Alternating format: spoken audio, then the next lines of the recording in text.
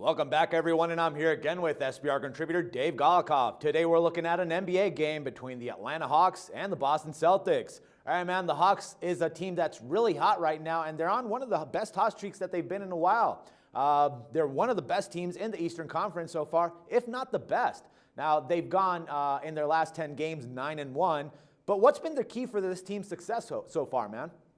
Well, this is a team that is the best team in the Eastern Conference. Might be the best team in the NBA, believe it or not. It's crazy to say with these Hawks, but I would give a lot of credit to Mike Budenholzer, their head coach. I mean, this is the guy that, in my opinion, is the glue that's kind of got this team stuck together, playing so well. You've got Paul Millsap playing at an all-star level, Al Horford not far behind. I think Jeff Teague should be an all-star in my opinion too. But this team shares the ball very well. They hit a lot of threes. They play quality defense, allowing just over 97 points per game. They are by far the hottest team in the NBA. What are they on? Something like 22 of 24. They beat some good teams in that stretch. Portland on the road, the Clippers on the road. I mean, a lot of people are still sleeping on this team, waiting for them to, revert back to the Hawks of old. They don't seem to have any type of like flashy superstar, but this team reminds me a lot of where Budenholzer comes from, and that's the San Antonio Spurs. They're just not very flashy, but they're very effective. They play well defensively. They move the ball around, and they score quite a bit. So this is quite an impressive team right now. All right, man. Now, Boston, they've actually been a pretty bad team as of late, dropping 9 out of 12, but they are coming over that 108-100 win over the New Orleans Pelicans this past Monday. Now, they've been pretty competitive despite what their 13-23 record indicates. So do you actually think that they could take advantage of that and the fact that Atlanta's playing back-to-back games to try and get that win?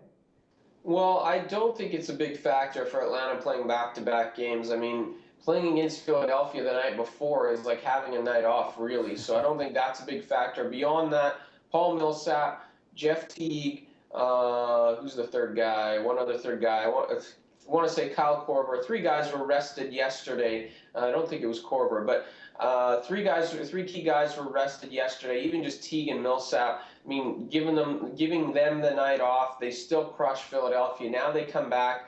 The back-to-back won't affect those guys, and if anything, they'll be even fresher.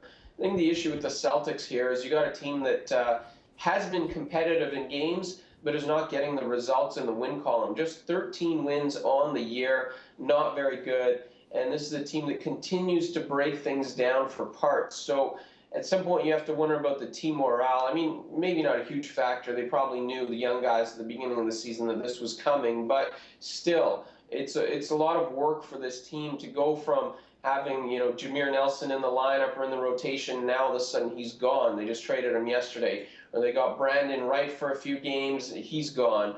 They started the season with Rajon Rondo. He's gone. There's a lot of moving parts for this team. Clearly a team that's building for the future, and now all of a sudden going up against the best team in the NBA over the last month and a half. All right, man, so you're recommending a play on the Hawks as road favorites at -5.5. Do you think that that's just too low of a line? I think I do think it's too low of a line. That's why I'm taking Atlanta here. This is a team that's 13-5 on the road, way better defensively than Boston, has more depth, is more developed, is playing better right now. I mean, all the signs point to the Hawks. It's just that one back-to-back factor that really kind of holds you back. But as mentioned, the Hawks were careful. They rested 3 key players yesterday, and they should be fine for tonight. All right, good stuff, Dave. Thanks a lot for all the insights, man, and we'll talk some more basketball again tomorrow. And for SBR Picks, this is Dax Floyd.